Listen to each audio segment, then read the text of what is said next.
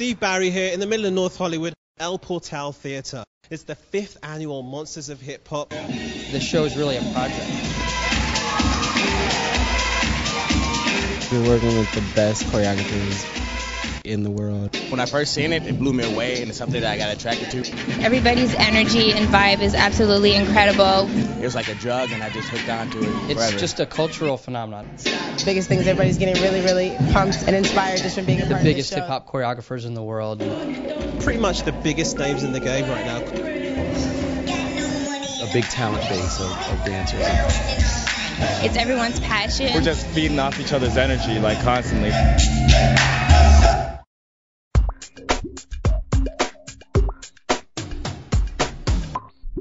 Steve Barry here with one of the original creators of the Monsters of Hip-Hop. This is Andy Funk. Let's talk about the foundation of this event and why you wanted to get involved and start something like this from the beginning. Well, my wife and I decided that there needed to be more hip-hop represented on the competition or convention circuit in particular. So we wanted to create more opportunities for dancers and provide opportunities for dancers to really catapult themselves into the business.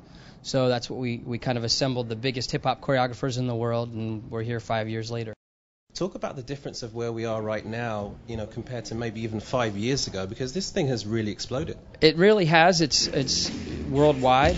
We go to 11 cities throughout the U.S., and we're planning some international cities here and there. But this weekend is about the show. We also followed up with a one-day workshop. Every city we do, we have agents there.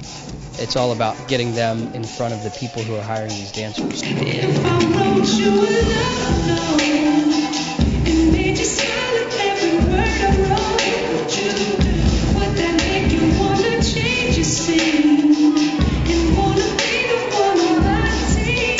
Would you see what's the point of waiting anymore? 'Cause girl, I've never been more sure it's you.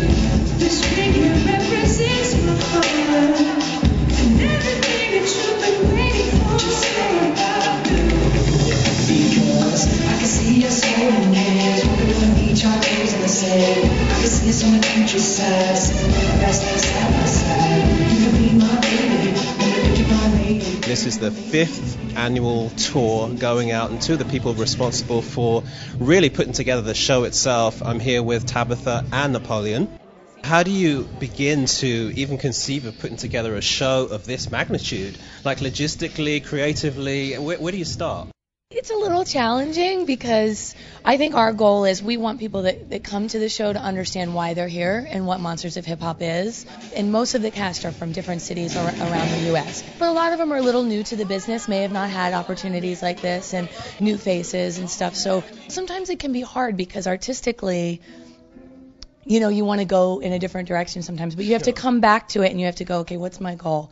My goal is to showcase these kids, to get their faces out there, create some opportunities for them while having a fun show that can showcase their talents.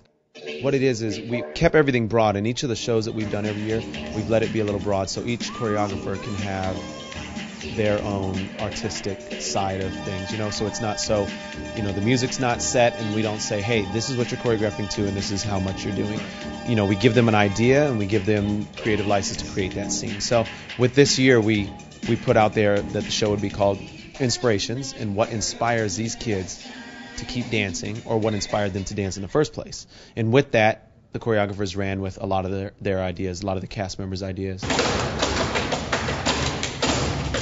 This show incorporates a lot of different styles of dance, not just hip-hop. We have a special tribute to the amazing Nicholas brothers.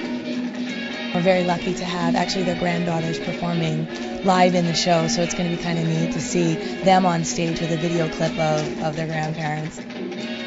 It's really about what has inspired today's choreographers, and it has to come from tap, and it has to come from different areas. So we specialize in hip-hop, but a lot of different styles are represented.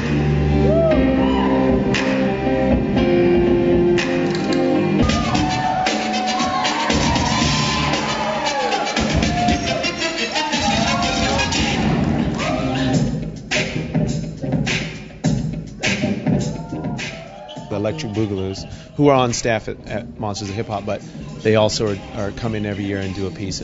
Legendary performers, for those of you who don't know, to really pave the way. They laid the foundation for what we have today. I mean, they launched it commercially.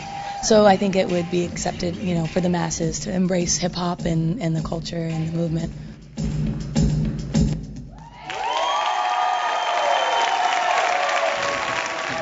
I'm here with two more dancers from the show. This is Derek, who's from Wisconsin, and this is Chase from Tennessee.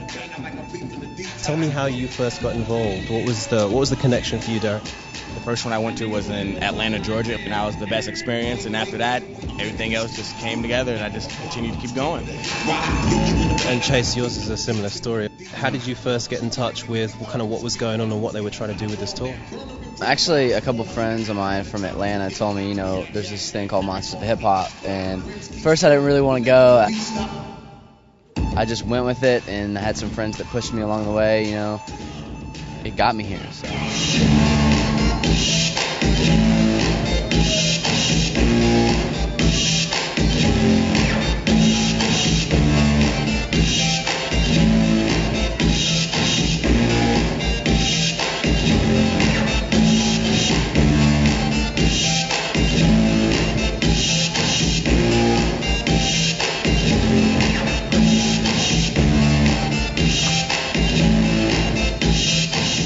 What do you say to those young dancers out there who are hungry, who feel they've got a passion? What is it that they need to do for themselves right now to try and get ahead? What would you encourage them to do?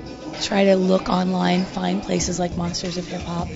There are a lot of dance conventions out there now that are bringing the big name teacher choreographers out to their cities. They could literally be taking classes every weekend during the convention seasons to really work on their craft.